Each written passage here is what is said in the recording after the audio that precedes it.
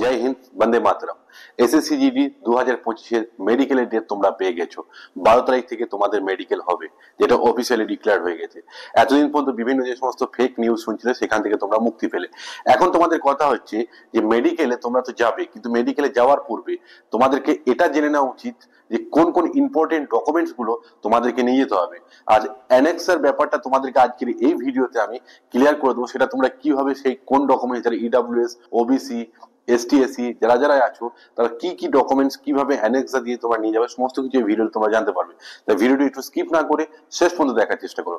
SSC GD 2025 মেডিকেলে যারা যারা যাবে তারা কিন্তু এই যে তোমাদের যে সমস্ত ডকুমেন্ট নিয়ে যেতে হবে সেটা নিয়ে কিন্তু আমি আগে অলরেডি একটা ভিডিও বানিয়ে রেখেছি।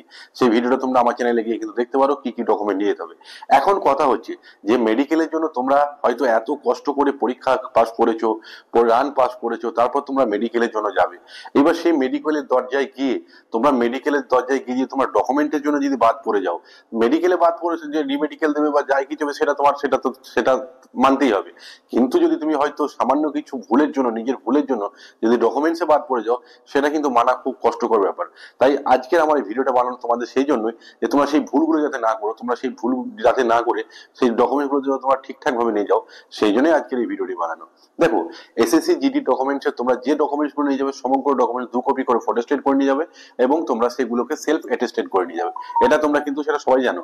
কিন্তু এখন কথা হচ্ছে যে তোমাদের এসএসসি জিডির ওয়েবসাইটে তোমরা যে নোটিফিকেশনে সেখানে দেখি যে অ্যানেক্সের কথা যেগুলো উল্লেখ করা আছে সেগুলো কিভাবে তোমরা নিয়ে যাবে সেটাই এই ভিডিওতে আজকে বলবো। তার আগে বলে রাখি, আমার হোয়াটসঅ্যাপ গ্রুপে এখনো পর্যন্ত যারা যুক্ত হওনি তারা এখনো তাড়াতাড়ি আমার হোয়াটসঅ্যাপ গ্রুপে জয়েন হয়ে যাও।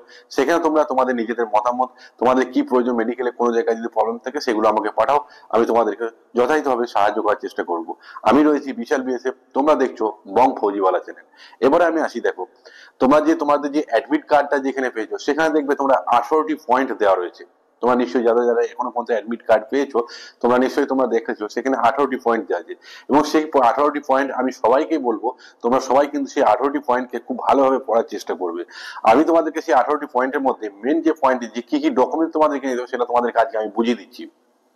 দেখো, 10 নম্বর পয়েন্টে যেটা লেখা আছে তোমাদের সেই অ্যাডমিট কার্ডে, সেখানে অ্যানেক্সার কথা কিন্তু একদম স্পষ্টভাবে লিখে দিয়েছে যে তুমি যদি এসটি, এসসি বা ওবিসি বা ইডব্লিউএস, যে তুমি যদি সেই সমস্ত ছাড়পত্র নিতে চাও তাহলে তোমাকে কি কি করতে হবে, কি করতে হবে না করতে হবে সমস্ত কিন্তু সেই অ্যানেক্স মানে অ্যাডমিট কার্ডে তোমার লেখা রয়েছে।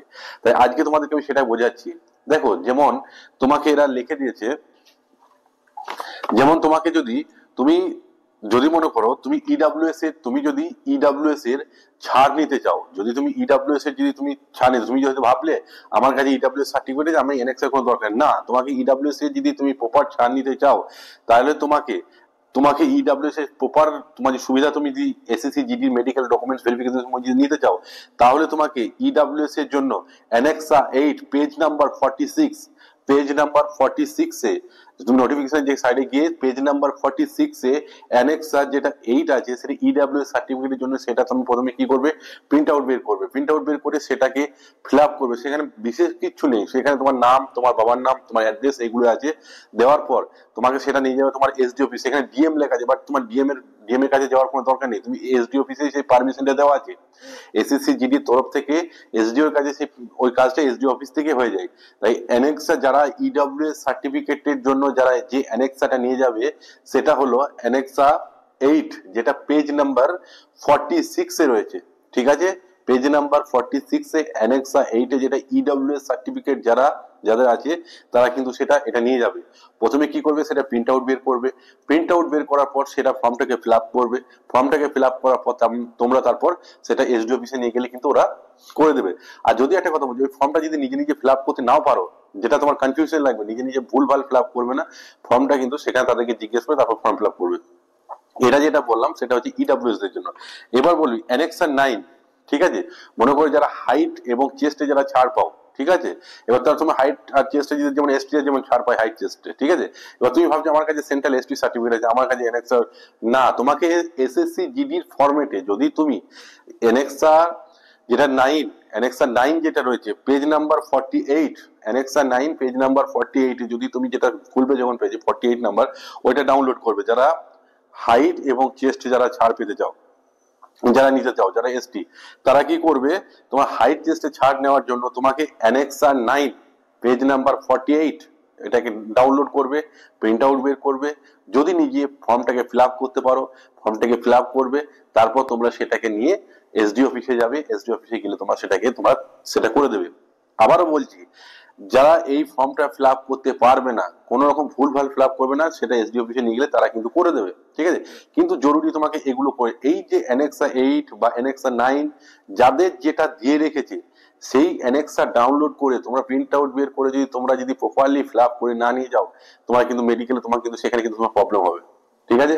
তাই তোমরা যার যেটা, যে ক্যাটাগরিতে যে পড়ো, যার যেটা দরকার, সেটা তোমরা সেই সাইট থেকে সেটাকে ডাউনলোড করো, সেটাকে প্রিন্ট আউট বের করে তোমার এসডি অফিস থেকে সেটাকে করে নিয়ে যাও। তেমনি রয়েছে তোমার, যারা তোমরা রয়েছে এসটি এসসি যারা রয়েছে, তাদের অ্যানেক্সা 6 আছে, ঠিক আছে, এবং যারা ওবিসি আছে তাদের জন্য রয়েছে। এবং সেটা তোমার ফর্মেটটা খুললেই তোমরা বুঝতে পারবে, সেখানে একদম সুন্দরভাবে লেখা রয়েছে। তাই আজ ভিডিওতে ছিল এটাই, যে অ্যানেক্সা যেটাকে তোমরা কিন্তু অবহেলা করো না। অ্যানেক্সার জন্য কিন্তু অ্যানেক্সার যেগুলোকে, অ্যানেক্সার কাজ মানে হলো তোমাকে এসএসসি জিডির ফরম্যাটে তোমার যেটা সার্টিফিকেট আছে, আমি মানছি তোমার সেন্ট্রাল ওবিসি আছে, আমি মানছি তোমার সেন্ট্রাল এসসি সার্টিফিকেট আছে, আমি মানছি তোমার সেন্ট্রাল ইডব্লিউএস আছে, কিন্তু তোমাকে এসএসসি ফরম্যাটে বানিয়ে নিয়ে যেতে হবে। এসএসসি সাইডে ঢুকে যে যে পেজ নাম্বার, যে যে অ্যানেক্সার তোমার জন্য লাগবে, তোমার জন্য যেটা প্রয়োজনীয়, সেটাকে তুমি বের করে সেটাকে এসডিও অফিস থেকে তুমি সেটাকে ফিল আপ করে সেখানে সাইন করে তুমি সেটাকে মেডিকেলের দিনে, যার যেদিন মেডিকেল পড়েছে সেটাকে তোমরা সেদিন নিয়ে যাবে, ঠিক আছে। আশা করি এই ভিডিওটা তোমাদের অনেক উপকার লাগবে।